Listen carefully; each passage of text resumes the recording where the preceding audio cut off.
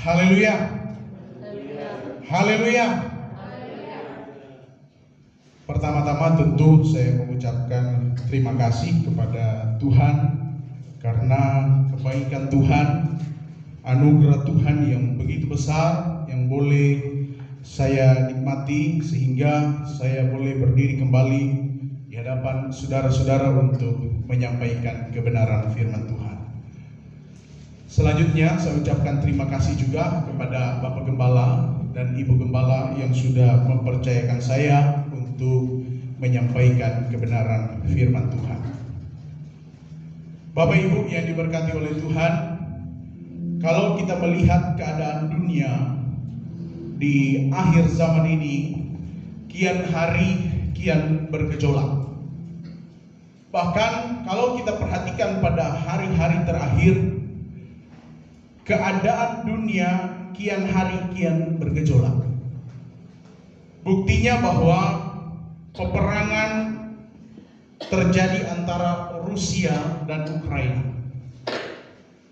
Peperangan ini Bapak Ibu memiliki potensi untuk terjadinya perang dunia ketiga. Kalau ini terjadi, kalau perang dunia terjadi yang ketiga kali, genaplah firman Tuhan di mana bangsa akan bangkit melawan bangsa. Ini membuktikan bahwa kedatangan Tuhan sudah tidak lama. Amin. Itu sebabnya Bapak Ibu, saya akan bicara tentang kedatangan Tuhan Yesus Kristus. Kita buka Alkitab kita dalam Lukas pasal yang ke-21 ayat yang ke-25 sampai dengan ayat yang ke-33.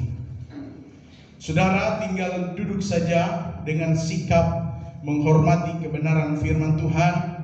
Saya akan bacakan buat saudara Lukas pasal 21 ayat yang ke-25 sampai dengan ayat yang ke-33. Firman Tuhan berkata demikian, dan akan ada tanda-tanda pada matahari dan bulan dan bintang-bintang, dan di bumi bangsa-bangsa akan takut dan bingung menghadapi deru dan gelora laut. Orang akan mati ketakutan karena kecemasan berhubung dengan segala apa yang menimpa bumi ini, sebab kuasa-kuasa langit akan goncang. Pada waktu itu orang akan melihat Anak Manusia datang dalam awan dengan segala kekuasaan dan kemuliaannya. Apabila semuanya itu mulai terjadi, bangkitlah dan angkatlah mukamu, sebab penyelamatanmu sudah dekat. Lalu Yesus mengatakan perumpamaan ini kepada mereka, perhatikanlah pohon ara atau pohon apa saja. Apabila kamu melihat pohon-pohon itu sudah bertunas, kamu tahu dengan sendirinya bahwa musim panas sudah dekat. Demikian juga jika kamu melihat hal-hal itu terjadi, ketahuilah bahwa kerajaan Allah sudah dekat. Aku berkata kepadamu, sesungguhnya angkatan ini tidak akan berlalu sebelum semuanya terjadi. Langit dan bumi akan berlalu, tetapi perkataanku tidak akan berlalu. Amin. Haleluya. Bapak Ibu yang diberkati oleh Tuhan, dalam pembacaan kita dari Lukas pasal 21 ayat 25 sampai dengan ayat yang ke-33, ada satu ayat yang perlu saya dan saudara perhatikan, yaitu ayat yang ke-33. Dalam ayat yang ke-33 jelas di sana dikatakan bahwa langit dan bumi akan berlalu, tetapi perkataanku tidak akan berlalu. Amin. Jelas pada bagian awal, bagian A di ayat yang ke-33 menegaskan kepada kita bahwa langit dan bumi akan berlalu. Berarti langit dan bumi yang kita pijaki saat ini sifatnya itu sementara. Dia tidak bersifat kekal. Karena jelas dalam firman Allah memberikan pernyataan kepada kita bahwa langit dan bumi akan berlalu, langit dan bumi akan musnah, langit dan bumi akan lenyap. Akan ada waktunya di mana langit dan bumi tidak ada lagi. Amin. Tetapi Bapak Ibu yang diberkati oleh Tuhan, pada bagian kedua dalam ayat ini dikatakan, tetapi perkataanku tidak akan berlalu. Apa yang dimaksud dengan perkataanku? Perkataanku di sini Bapak Ibu menggunakan teks asli dalam bahasa Yunani disebut dengan kata logos. Apa itu logos? Logos memiliki 3 arti. Yang pertama, firman Tuhan. Jadi perkataanku itu adalah firman Tuhan. Amin. Yang kedua yaitu aturan Tuhan. Berarti perkataanku yaitu aturan Tuhan. Yang ketiga yaitu pengajaran Tuhan. Begitu jelas dikatakan di sana bahwa tetapi perkataanku, tetapi firman Tuhan, tetapi aturan Tuhan, tetapi pengajaran Tuhan itu tidak akan pernah berlalu. Amin. Firman Tuhan sifatnya kekal untuk selama-lamanya. Di sini ada 2 hal yang berbeda.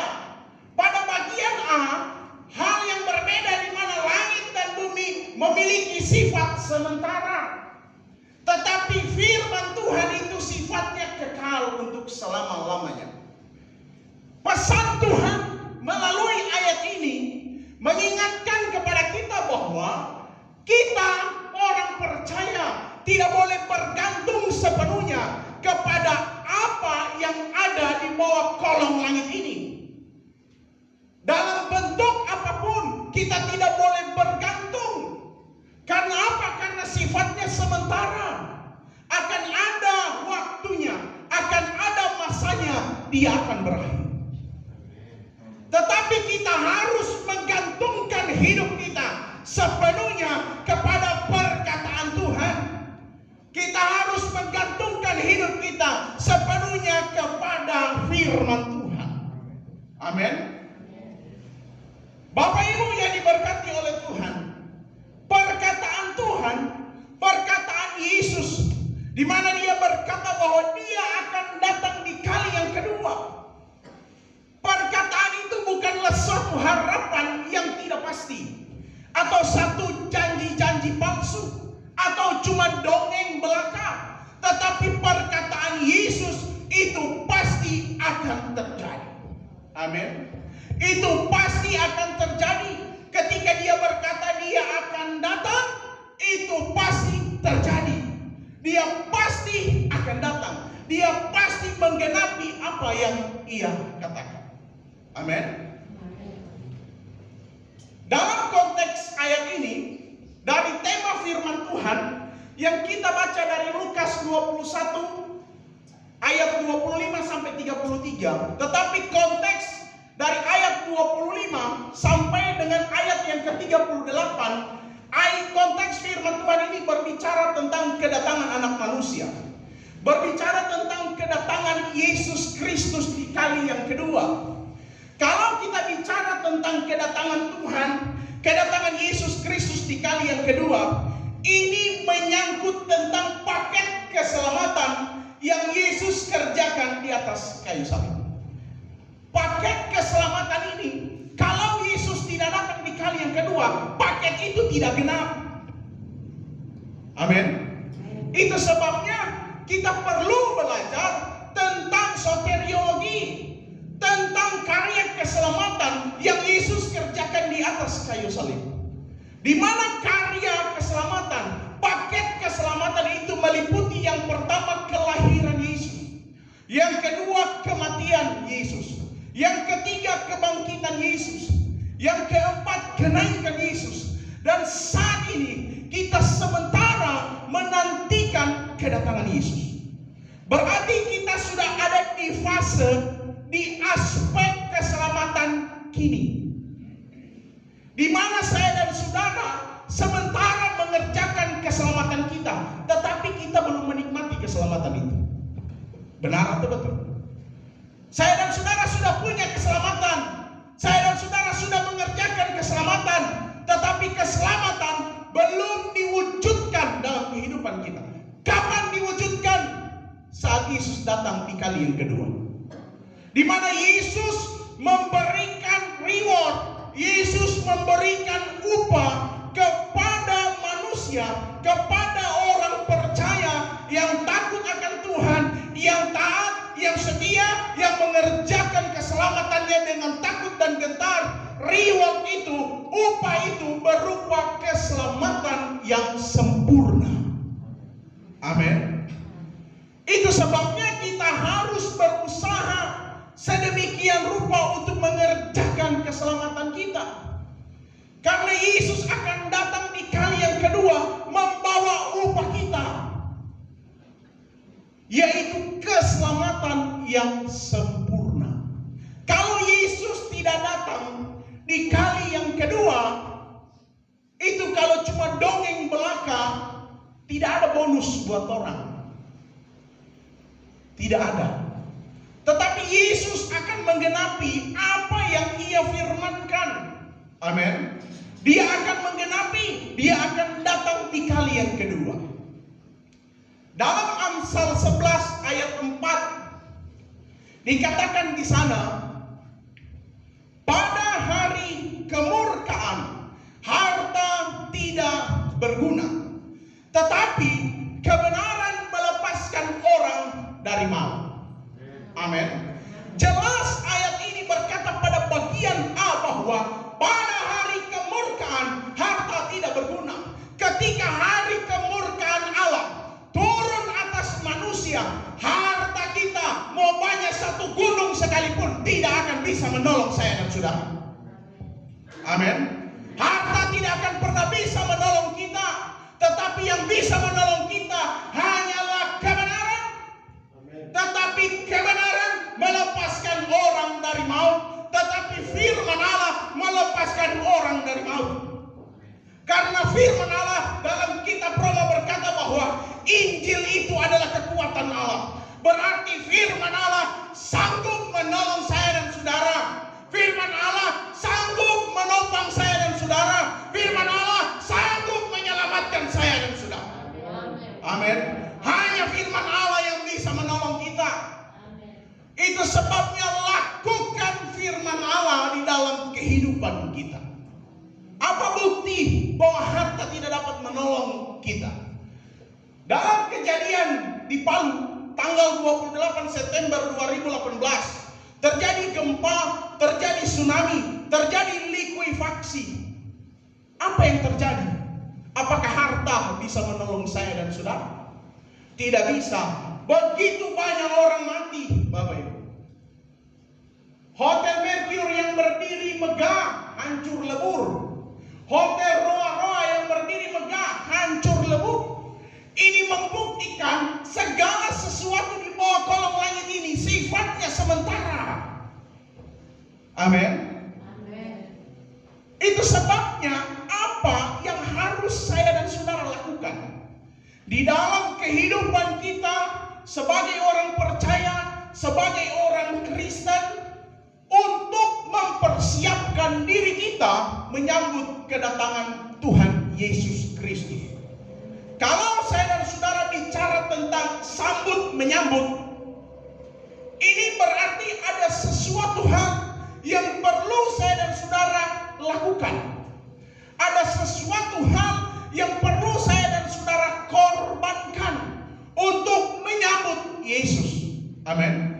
Sedangkan kita menyambut kepala daerah saja, kalau dibilang Bupati Parigi Montong mau datang ke GPD Alfa Omega Bolano, kita harus mempersiapkan diri. Bagaimana mau sambut supaya meriah? Ada sesuatu yang perlu kita korbankan di sana. Amin. Demikian juga kita menyambut Yesus. Kita harus melakukan sesuatu. Kita harus mengorbankan sesuatu agar supaya ketika Yesus datang, hati Yesus senang melihat saya dan saudara. Amin. Amin. Yang pertama yang perlu kita lakukan yaitu berjaga-jaga. Dalam Lukas 21 ayat 36, firman Tuhan berkata di sana, berjaga-jagalah senantiasa sambil berdoa, supaya kamu beroleh kekuatan untuk luput dari semua yang akan terjadi itu, dan supaya kamu tahan berdiri di hadapan manusia. Perlu kita perhatikan kata berjaga-jagalah. Kata berjaga-jagalah ditulis dalam teks aslinya dalam bahasa Yunani, karena perjanjian lama Alkitab ditulis dengan bahasa Ibrani, perjanjian baru ditulis dengan bahasa Yunani. Dalam bahasa Yunaninya disebut dengan kata agrupneo. Agrupneo ini memiliki 3 pengertian, di mana pengertian yang pertama, agrupneo artinya berhati-hati. Begitu jelas bahwa firman Allah memperingatkan kita agar supaya saya dan saudara berhati-hati. Berarti kita harus waspada. Amin. Kita harus waspada. Pertanyaannya, waspada terhadap apa? Kita harus waspada, kita harus berhati-hati dalam mendengar pengajaran-pengajaran firman Allah. Karena firman Allah berkata, di hari-hari terakhir akan muncul penyesat-penyesat, di mana mereka mau menyesatkan orang-orang percaya. Akan muncul nabi-nabi palsu. Itu sebabnya firman Allah memperingatkan kita harus waspada. Kita harus hati-hati dalam mendengar pengajaran-pengajaran firman. Ada begitu banyak pengajaran firman yang beredar di media sosial, di YouTube paling banyak. Pengajaran-pengajaran yang melenceng dari kebenaran firman Allah. GPDI itu Bapak Ibu, kemurniannya bisa dipertanggungjawabkan. Amin. Kemurnian dalam pengajaran firman bisa dipertanggungjawabkan. Amin. Itu sebabnya kalau kita GPDI, alangkah baiknya kita memahami pengajaran GPDI, karena pengajaran GPDI berdasarkan kebenaran firman Allah. Ada begitu banyak pengajaran yang heboh. Salah satunya pengajaran tentang corpus delicti. Pengajaran ini sudah saya jelaskan dalam pertemuan ibadah praise worship dalam pembelajaran soteriologi. Tapi tidak mengapa saya mengulang kembali. Pengajaran tentang corpus delicti. Corpus delicti adalah satu istilah di mana istilah ini tidak asing lagi bagi orang yang memiliki latar belakang pendidikan hukum. Karena ini adalah istilah hukum, namanya corpus delicti. Artinya adalah sebuah pembuktian. Teori ini mengatakan bahwa Yesus itu, Adam kedua itu, dia adalah suatu pembuktian. Dia adalah corpus delicti. Sehingga Allah mau membuktikan kepada iblis, inilah ciptaan yang sempurna, yang taat, yang setia. Tidak seperti Ngana, tidak taat, tidak setia. Karena menurut teori ini bahwa Allah itu memiliki yang namanya aturan-aturan dalam dirinya, sehingga dia tidak bisa sembarangan menghukum iblis. Harus ada pembuktian, karena corpus delicti itu adalah pembuktian. Jadi kalau mau membuktikan seseorang bersalah, harus ada yang namanya corpus delicti. Sehingga Yesus dijadikan sebuah pembuktian supaya iblis ini bisa dihukum. Teori ini teori yang sangat-sangat sesat. Dan hamba Tuhan yang mengajarkan ini, kelihatannya hamba Tuhan hebat. Jemaatnya ribuan Bapak Ibu. Banyak sekali jemaatnya. Tetapi jelas firman Allah dalam Matius 7 berkata, bukan setiap orang yang berseru kepadaku Tuhan, Tuhan, bahkan yang melakukan mujizat, yang bernubuat sekalipun, kata Tuhan, nyalah, aku tidak mengenal engkau. Hamba Tuhan yang berkenan hanya hamba Tuhan yang mengajarkan firman iman yang berdasarkan firman Allah, yang melakukan kehendak Allah. Amin. Itu sebabnya kita perlu memperhatikan pengajaran. Corpus Delicti adalah pengajaran sesat di mana dia melemahkan doktrin kristologi yang kita imani bahwa Yesus Kristus adalah Tuhan. Dia bukan ciptaan. Dia yang mencipta saya dan saudara. Dunia belum ada, Yesus sudah ada. Amin. Dan teori ini menjadikan Yesus itu ciptaan, bukanlah pencipta. Sehingga dia melemahkan doktrin kristologi. Bahkan seperti kita ketahui bahwa hakikat Allah itu, dia itu maha kuasa, dia itu maha segalanya. Sehingga dia tidak perlu membuktikan, dia tidak perlu yang namanya corpus delicti untuk menghukum iblis. Bisa kapan saja dia suka hukum iblis, karena dia Allah yang maha kuasa, dia Allah yang maha segalanya. Amin. Teori ini sangat sesat, dan herannya begitu banyak pengikut yang percaya akan teori ini. Ada lagi teori yang sudah tidak asing di pendengaran kita tentang Calvinisme. Sekali selamat tetap selamat. Teori ini ada dua versi, di mana Calvinisme yang mengatakan bahwa sekali selamat tetap selamat, yang menurut mereka adalah satu kebenaran. Tetapi ada Calvinisme yang ekstrim, di mana sekali selamat tetap selamat, tidak perlu lagi kerjakan keselamatan.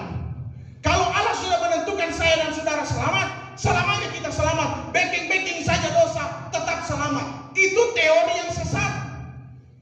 Gereja Pentakosta di Indonesia memiliki satu pandangan terhadap teori Calvinisme dalam bentuk pengajaran apapun. Teori Calvinisme sekali selamat tetap selamat dinyatakan sesat. Amin. Sesat. Dalam bentuk apapun sesat. Itu sebabnya kita orang GPDI, terlebih khusus hamba-hamba Tuhan GPDI yang menyatakan diri GPDI, harus memegang teguh doktrin pengajaran gereja Pentakosta di Indonesia. Karena saya pernah menemukan ada hamba Tuhan, dia tidak mau percaya tentang doktrin gereja Pentakosta di Indonesia. Tapi dia gembala, tapi dia pengajar di sekolah Alkitab. Hamba Tuhan yang tidak mau pegang doktrin gereja Pentakosta di Indonesia, kalau dia bernaung di bawah gereja Pentakosta di Indonesia, dia adalah pengkhianat. Dia tidak mau pegang doktrin gereja, dia adalah perusak, karena di mana dia akan merusak pengajaran-pengajaran yang ada di gereja Pentakosta di Indonesia. Itu sebabnya kalau kita mengaku diri bahwa kita orang Pentakosta, doktrin ini harus kita pegang. Karena doktrin ini berlandaskan firman. Bahkan pengakuan iman Kristen pada butiran ke-7 menyatakan dengan jelas bahwa keselamatan itu yang dikerjakan Yesus 2000 tahun yang lalu, itu adalah satu anugerah, satu kasih karunia, bukanlah hasil usaha manusia. Sehingga keselamatan yang sudah dikerjakan oleh Yesus, kita harus responi dengan iman. Ketika kita meresponinya dengan iman, kita harus menjaga, kita harus memeliharanya, sehingga keselamatan itu tidak akan hilang. Berarti keselamatan, kalau saya dan saudara tidak kerjakan, dia akan hilang. Tetapi ada juga orang bilang, oh tidak, dia tidak akan hilang. Gereja Pentakosta dengan jelas memiliki pendirian bahwa doktrin keselamatan gereja Pentakosta punya pandangan bahwa keselamatan ketika tidak dikerjakan itu bisa hilang. Itu sebabnya sangat miris saya melihat kalau ada hamba Tuhan GPDI tidak mau pegang doktrin GPDI. Bagi saya itu hamba Tuhan yang tidak tahu diri, saudara. Kenapa demikian? Maaf bicara, kita melayani di GPDI, kita bisa makan, kita bisa minum di GPDI, kita bisa pakai baju di GPDI yang menaungi organisasi kita. Kita bisa beli motor, kita bisa beli mobil, itu hasil dari pelayanan di GPDI. Terus tidak mau pegang doktrin GPDI, itu pengkhianat. Kalau memang tidak mau pegang doktrin GPDI, harus gentle dong, nyatakan diri bahwa ini saya tidak percaya GPDI. Saya bukan GPDI. Jangan melayani di GPDI, jangan jadi hamba Tuhan GPDI, tapi tidak mau pegang doktrin pengajaran GPDI. Itu sebabnya kita perlu berhati-hati. Ada lagi pengajaran yang tidak pernah kalah hebohnya tentang perpuluhan. Ada begitu banyak pengajaran di YouTube terutama bicara tentang perpuluhan. Ada yang bilang tidak perlu kasih perpuluhan, atau terserah mau kasih atau tidak kasih, yang penting selamat. Ada lagi yang bilang perpuluhan terserah, tidak apa-apa biar tidak jujur kata kasih, yang penting sok kasih. Ada begitu banyak pengajaran perpuluhan, bahkan ada yang bilang tidak perlu kasih perpuluhan, itu hanya diperuntukkan bagi bangsa Israel, tidak diperuntukkan bagi kita. Saya sudah pernah bahas tentang pengajaran perpuluhan, di mana dalam Maleakhi 3 ayat 10 firman Allah memberikan kita satu standar. Perhatikan, standarnya 10%. Kita sudah belajar firman Allah pada minggu lalu yang disampaikan oleh Ibu Pendeta Ria Labonda, di mana standar Allah harus sempurna. Standar Allah tidak main-main, Bapak Ibu. Standar Allah harus sempurna. Kalau saya dan saudara tidak memenuhi standar Allah, kita tidak mendapat bagian dalam kerajaan surga. Standar Allah 10%. Jadi kalau kita berikan tidak sampai standar Allah, berarti kita tidak memenuhi standarnya Allah. Ada orang mau melakukan hanya di waktu berkat sedikit saja, tapi ada orang mau melakukan di waktu berkat banyak, dia tidak mau melakukan. Standar Allah begitu jelas. Coba seperti saya dan saudara pergi beribadah entah di mana, di kota-kota besar, di gereja.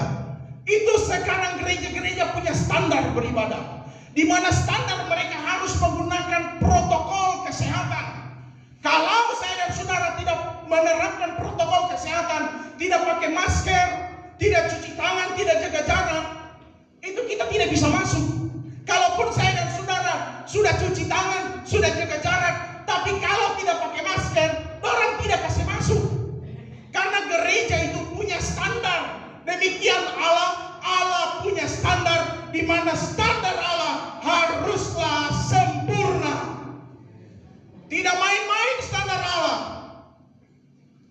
Jangan pernah kita berpikir bahwa surga itu tempat murahan, di mana kita bisa pergi dengan seenak dan segampang kita. Surga itu standarnya mesti sempurna.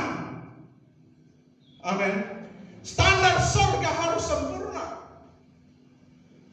Itu sebabnya kita harus mendengar, harus memperhatikan baik-baik pengajaran firman. Itu sebabnya kita perlu menambah pengetahuan firman kita. Banyak-banyak baca Alkitab, banyak-banyak pelajari firman Allah. Amin. Karena firman Allah yang menjadi filter kita untuk menyaring apakah pengajaran ini benar, apakah pengajaran ini tidak benar. Arti yang kedua, agrupneo di sana memiliki arti penuh perhatian. Apa yang harus kita perhatikan dalam kehidupan kita? Yang harus saya dan saudara perhatikan, seluruh aspek kehidupan kita perlu saya dan saudara perhatikan. Apakah kehidupan kita sudah sesuai firman belum atau sudah? Apakah tutur kata, tindakan, karakter kita sudah sesuai firman atau tidak? Terutama yang perlu saya dan saudara perhatikan tentang ketaatan dan kesetiaan. Amin. Tuhan tidak memberi saya dan saudara pilihan. Nana mau suka jadi orang taat atau orang setia? Tidak. Tuhan tidak pernah memberikan kita pilihan. Tetapi Tuhan menuntut saya dan saudara harus mencapai kedua-duanya. Amin. Karena ada orang Kristen taat, Bapak Ibu. Ini minggu dia mau gereja, minggu depan dia tidak begereja.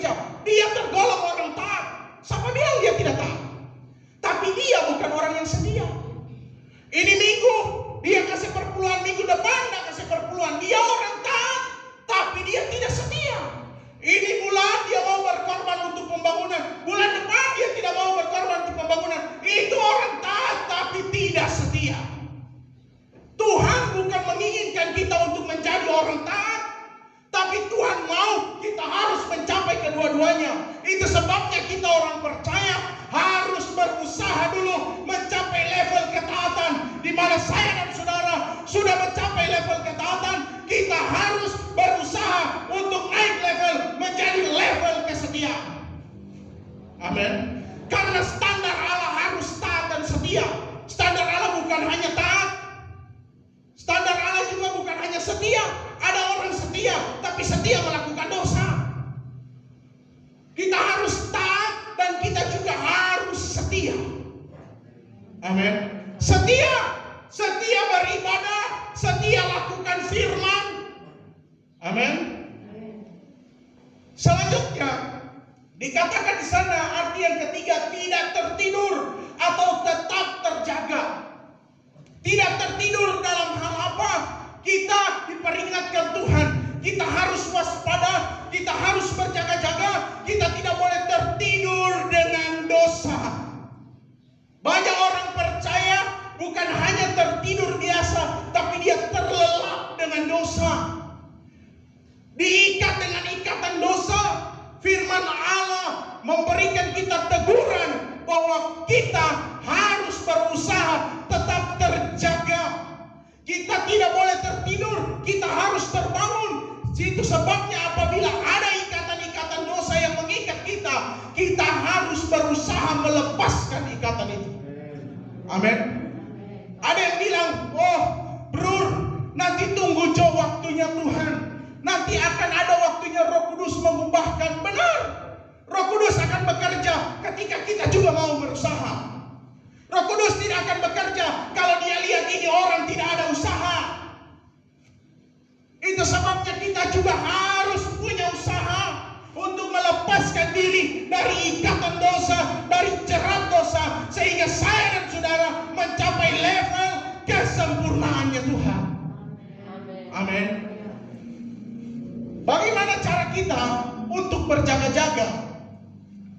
Dalam Wahyu 14 ayat yang ke-6 sampai ke-7, firman Allah berkata, dan aku melihat seorang malaikat lain terbang di tengah-tengah langit, dan padanya ada Injil yang kekal untuk diberitakannya kepada mereka yang diam di atas bumi, dan kepada semua bangsa dan suku dan bahasa dan kaum. Dan ia berseru dengan suara nyaring. Perhatikan, takutlah akan Allah dan muliakanlah Dia, karena telah tiba saat penghakimannya, dan sembahlah Dia yang telah menjadikan langit dan bumi dan laut dan semua mata air. Cara saya dan saudara untuk kita berjaga-jaga, yang pertama takut akan Tuhan, menjauhi dosa, menjauhi kejahatan, tidak mengikuti keinginan-keinginan dunia, melakukan firman Allah, melakukan kebenaran dengan tidak pilih-pilih firman Allah, yang ini dilakukan, yang itu tidak dilakukan, tapi kita harus melakukan semua tuntutan Allah, aturan dan ketetapan Allah harus saya dan saudara lakukan. Amin. Dan kata kedua, muliakanlah Dia. Ini adalah perintah kepada kita, di mana Tuhan menyuruh kita memuliakan Dia, menyembah Dia. Penyembahan ada 3 cara. Yang pertama lewat sikap atau ekspresi kita. Yang kedua lewat ucapan kita. Yang ketiga hati. Tuhan tidak bilang boleh Nana menyembah hanya dalam hati. Ada yang bilang, oh bro, kan penyembahan itu Tuhan kan melihat hati. Kalau Tuhan hanya melihat hati, orang di gereja tidak usah menyanyi. Dalam hati coba semua. Penyembahan itu harus 3 cara. Lewat ekspresi kita. Ada orang lagi menyembah angkat tangan, dia dapat lihat memang kasih yang sungguh-sungguh. Martin menyanyi dia di mau. Apakah itu penyembahan yang benar? Dalam menyembah Tuhan kita harus memberikan yang terbaik kepada Tuhan. Itu adalah satu korban kita kepada Tuhan. Korban kita harus sempurna, harus tidak bercacat celah. Ada lagi orang dia menyanyi, mengeluarkan suara tapi tidak mau berekspresi, tidak mau mengangkat tangan. Kalau kita belajar dalam firman Allah, ekspresi bisa sampai dia terbaring di lantai saat dia menyembah Tuhan. Bahkan Raja Daud, orang bilang dia orang gila saat dia memuji Tuhan. Saya tidak suruh saudara sama dengan orang gila, tidak. Tetapi Tuhan mau kita menyembah Dia lewat 3 cara, melalui sikap, melalui ucapan, melalui hati kita yang tersentral, bertujuan hanya terpusat kepada Yesus Kristus Tuhan kita. Amin. Itu sebabnya kita harus memuji Dia, kita harus menyembah Dia lewat pujian, lewat penyembahan, lewat nyanyian. Yang paling banyak kontroversi itu tentang apakah orang Kristen bisa menyanyi lagu sekuler atau tidak. Pertanyaan ini sering muncul Bapak Ibu. Dari saya kelas 1, kelas 2 selalu ditanyakan, berdosa tidak orang Kristen menyanyi lagu dunia? Berdosa tak? Tidak. Dalam konteks apa kita tidak berdosa? Pertanyaan saya begini, lagu Indonesia Raya itu lagu dunia, lagu sekuler atau lagu rohani? Itu lagu sekuler. Tidak ada saya lihat orang menyembah Tuhan pakai lagu Indonesia Raya.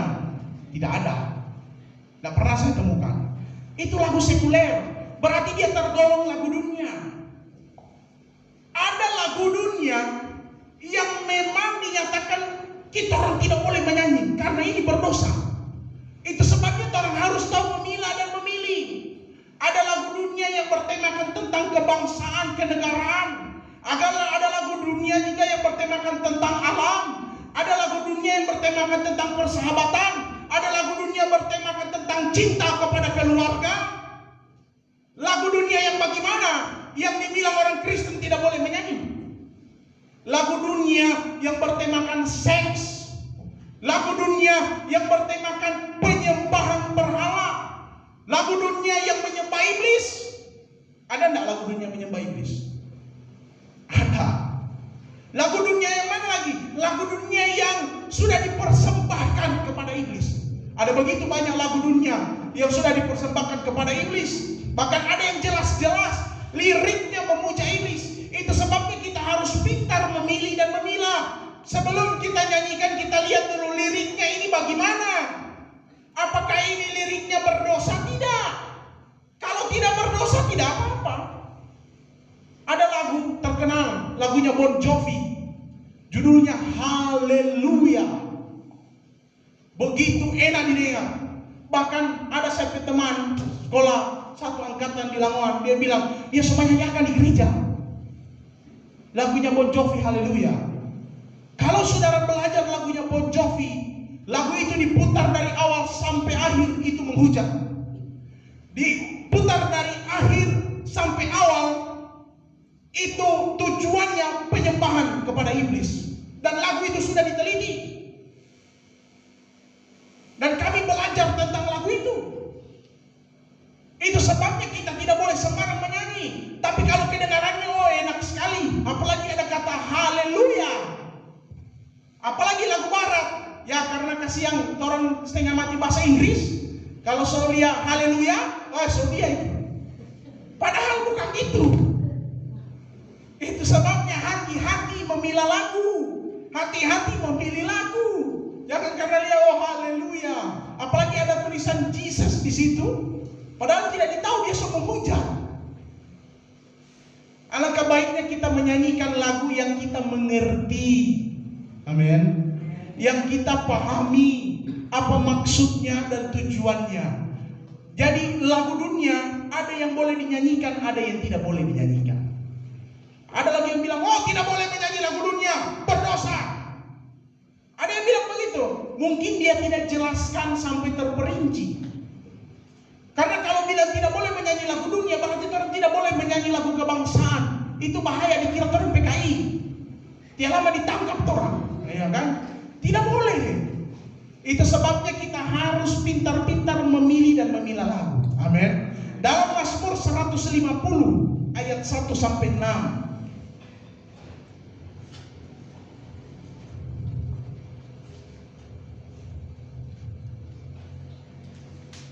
Dikatakan di sana, haleluya, pujilah Allah dalam tempat kudusnya, pujilah Dia dalam cakrawalanya yang kuat, pujilah Dia karena segala keperkasaannya, pujilah Dia sesuai dengan kebesarannya yang hebat, pujilah Dia dengan tiupan sangkakala, pujilah Dia dengan gambus dan kecapi, pujilah Dia dengan rebana dan tari-tarian, pujilah Dia dengan permainan kecapi dan seruling, pujilah Dia dengan ceracap yang berdenting, pujilah Dia dengan ceracap yang berdentang.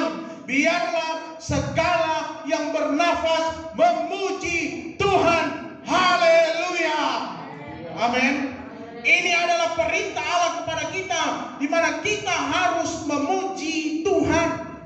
Segala yang bernafas harus memuji Dia. Amin. Yang kedua yang perlu saya dan saudara lakukan untuk kita mempersiapkan diri kita menyambut kedatangan Tuhan yang kedua, yaitu jaga diri.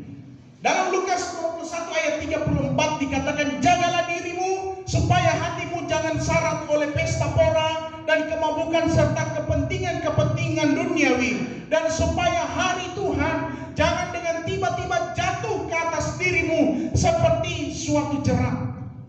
Yang perlu kita perhatikan di sana kata jagalah, yang menggunakan dalam teks asli disebut dengan kata proseko, memiliki tiga arti. Yang pertama, perhatikan baik-baik.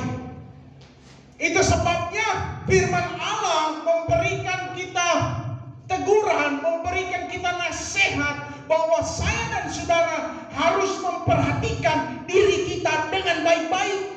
Apakah diri ini sudah sesuai firman atau belum? Amin. Apakah kita sudah menjadi berkat buat orang lain atau belum?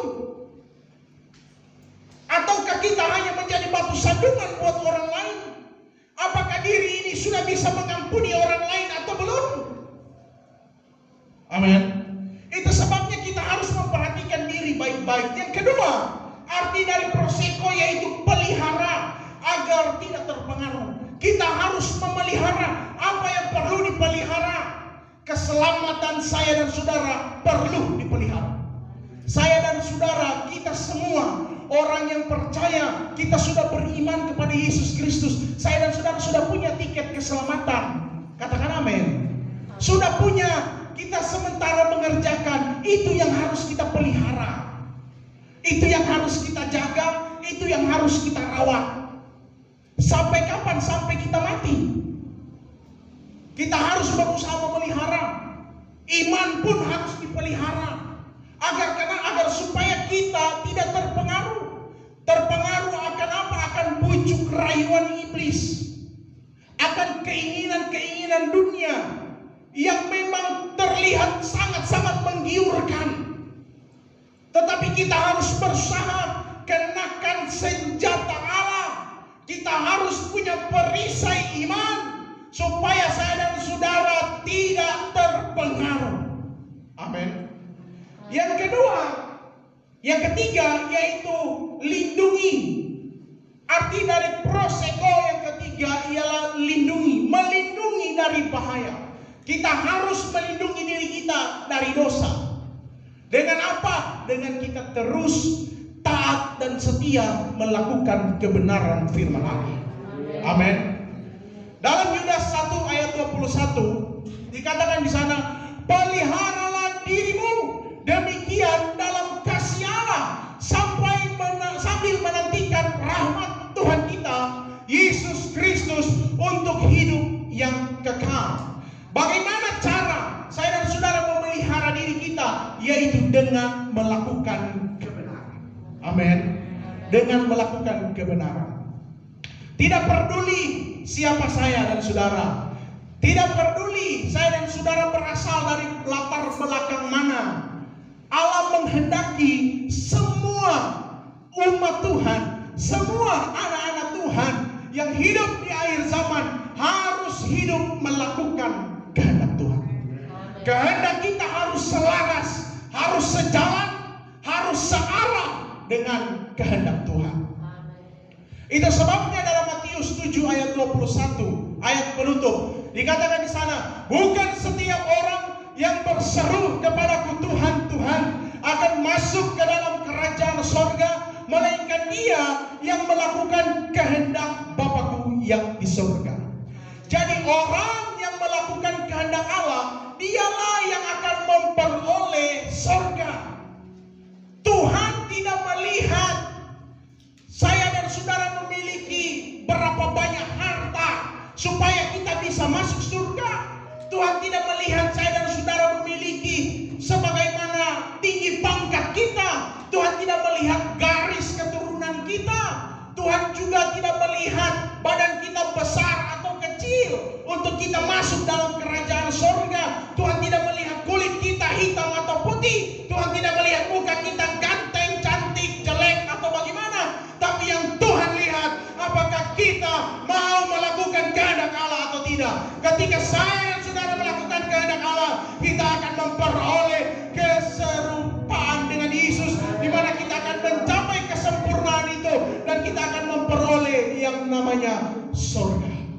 Amin. Tuhan Yesus memberkati kita.